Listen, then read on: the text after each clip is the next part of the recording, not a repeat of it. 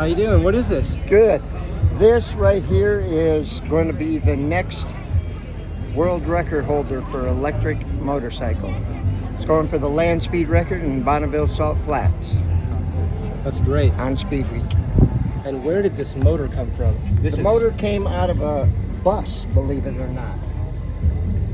No, I don't know a lot about electricity and all this things, but is that a three-phase? Do you know? Yes. It's a brushless, right? Yes. Okay. And it came out of a bus, you said? Yes, it came out of a bus. And what is the reason for choosing that motor? Is it just what's available, what you had? Or? This was available. This bike was already built. The bike was already built, and we're Maddie's switching everything over to take care of it and do it all electric. And is he the person that's going to be racing it? Yes, he's the person that's going to be racing it, and he should be right here shortly. Let me go get Maddie. Great, thanks a lot. Let me go get him, okay? Okay.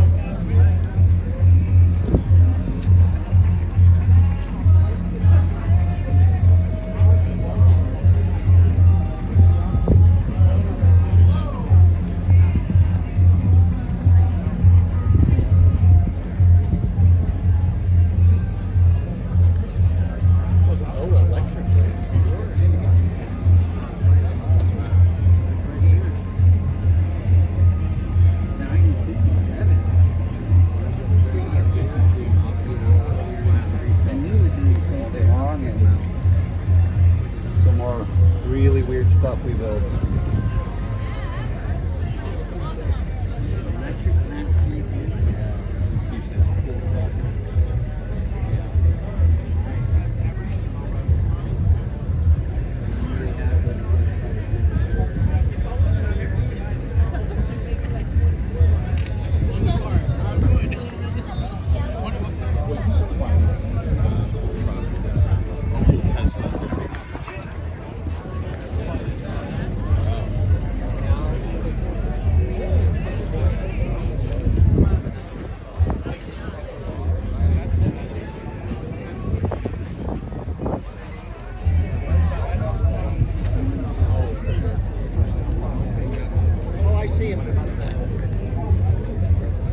Maddie's down here about 2 stalls. I'm gonna go bring him back. Okay.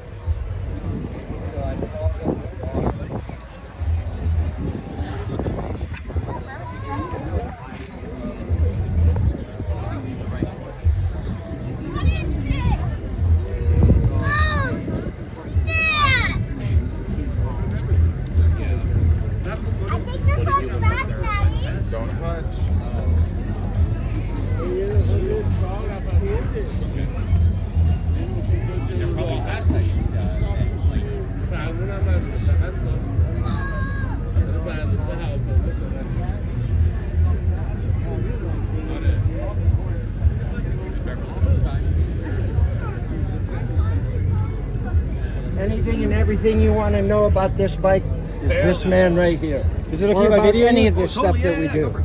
Our land speed car, any of it, he knows it all. And what is your name? I'm Matt. Hi, Matt. Good to meet you. Likewise. Can you tell me about your bike? Well, this was built in 2009 by AirTech Streamlining, which is Randy Nelson, which is Kent Richards, and it was built by Randy Nelson also, with help from a bunch of people. It set the first certified record at Bonneville for an electric motorcycle. I believe that's correct. It went on to set records up and up and up to 206 miles an hour. at that point, the bike got retired in 2012. And it sat in a museum, it sat in storage. And I was building an electric bike to go and race, and Kent, the owner of this bike, caught wind of that and said, hey, battery technology's moved along, why don't you put a stiffer battery pack, a better battery pack in this old bike and go and run it again to its like real potential. So that's what we're doing this year. We're going to be at El Mirage on June 11th, just for a shakedown, and then August is Speed Week. So we're hoping to set the fastest electric motorcycle record. Okay, can you tell me what batteries you guys went with and what was in it before? It did have A123 cylindricals in it, which it's a fine battery, but they just don't have the C rating. They don't have the kick. So what we did instead was we used a Gen 3 Insight architecture, same as this car. This car had about 1,100. We got about 450 of them. It's a fantastic little cell, like 20C. So this whole giant pack is only about 7 or 8 kilowatt hours. But it can dump all that power in about 30 seconds if you need it to. That pack will do 800 amps. And if someone wants to learn more about these batteries, what would they look up to find these batteries? It's a G3 Insight is the language for it. G3 Insight? G3, it's a Gen 3 Insight, yeah. Insight, like INSIGHT? Yep, Honda Insight. Oh, okay. It's in the original car, it's a really small battery. Oh, you're saying it's from that car? It's from a Honda Insight, yeah. In its original OEM application, it's a really small battery that has to move a whole family car up to speed. So it's a tiny pack that can dump all its power really fast. I didn't know that. That makes it perfect. Hybrid packs, Chrysler Pacificas, LG Cams, all that kind of hybrid stuff is really, really good for racing because it's small packs that can move a whole car up to speed. So we got 4 of them in parallel for 800 amps, and we're not using even close to all of that. Wow. Okay, so the battery, is it what's the chemistry? Chemistry is it's a prismatic lithium. It's lithium? Yep. So they were using lithium in those cars. Yep. Oh yeah. Oh, you're thinking Honda Insight like the sleek one with the wheel covers? Nah, that's the old Insight. That used I think nickel metal hydride. That's right. Don't quote me on that. I think so. But this is the Gen 3. It's just like a 2018 and up. I think these cars 2018 and up. I understand. New big 4-door family car. Yeah. And I didn't even know they were using lithium on those. I didn't know that. Okay. Oh yeah. So that's the one. Back in the day they weren't. On the new ones they are. Yeah. Okay, Gen 3. Okay. Gen 3. So what are you? Now tell me. Well, I was gonna say, what are you excited about running this? What are you excited about with Just this? getting to run the thing. We were ready last year. We made such a hustle to get it ready. We spun the tires about 3 hours before we put it on the trailer to go to Bonneville, and we drove it all the way out there, and it rained, so we didn't get to run. So we've been waiting the whole off season, just itching to get this thing out on the salt flats. So that's what I'm most excited to do, is just send it down the track. Wow. Okay, and what motor is this? This is a UQM. It's a UQM Power Phase 150, which has been breathed on by UQM. It puts out 200 kilowatts now. So we're looking at. It was a 480 pound-foot of torque motor. It's now about 25% more than that. So it's got some torque. 25% more? More than whatever 480 was. Okay. About 600 pound-feet. And if someone wanted to research this motor in its, You'd have some trouble. I think they've gone through a few acquisitions. I think they're owned by a larger parent company now. Okay. So it's a little bit of an obscure oddball motor, but there's similar stuff out there. And this was originally for a bus? Yeah. Is that right? Bus, light truck, big box truck, that kind of thing. I see. Okay, let's look at it. Let's get a So look at it. mountain of torque, no RPM. The thing wraps out at about 5,000 RPM. Okay, so is it all in the gearing then? For this? Almost no gearing. There's no gearbox. The only gear reduction is from the front sprocket to the rear. Okay. It's such a torquey motor, you get away with it. So you guys geared it to be high speed. Exactly. And you're using all that torque to push that. Yep. It kind of takes off a little like a city bus, about 40 mile an hour. Oh, it just lights up. Like it'll literally spin the tire? Oh yeah, dude. Wow. You give it 20% throttle and it kind of takes off. That same 20% throttle at 40 mile an hour, it hits its torque curve.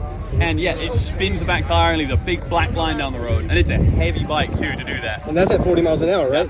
This is it'll be spinning the tire at 200. At 200 miles an hour? It's the challenge we're going to have isn't power. The challenge we're going to have is aerodynamics, because it's a large motorcycle. You're pushing a lot of wind out of the way, a lot of air out of the way at that speed. So my big concern would be spinning the back tire at that speed. So we have a rear wheel speed sensor, front wheel speed sensor. We'll be looking at the deviation going down the track to make sure we're not pulling a big giant burnout and delaminating the tire. That's the big danger, really. Okay, so you're going to have a meter that you can look at that tells you if you're losing traction. Yep. On the gauge here, It's turned off right now, but there'll be a readout for front wheel speed and a readout for rear wheel speed. And if you see either of those deviating, you know you're speeding. Okay, Exactly. there it is. That Yeah, makes yeah. sense. So So you need that's back tire that running the front one. And it won't spin the bike out or anything. The bike won't become unstable, but it'll keep the back tire up, and eventually you'll delaminate the rubber. and what does that mean to delaminate the rubber? What does that mean? The rubber will come apart from itself. The Okay. rubber will become detached from the carcass. It gets so hot that it just separates. Yeah, that's when you get the big crashes. Honestly, That's when you get the what? the big crashes. The big crashes? Oh, that's what that's causes the those? spectacular ones. Oh, yeah. because when You're that not tire blows really- up, it throws you up in the air, probably. It blows. Well, you'd struggle to keep hold of the bike. You'd That's struggle right. to stay in a straight line. That Yeah, makes yeah. sense. And Yeah. you're at a couple hundred miles an hour. What do you think you might reach in speed terms? It's got the power to do 230.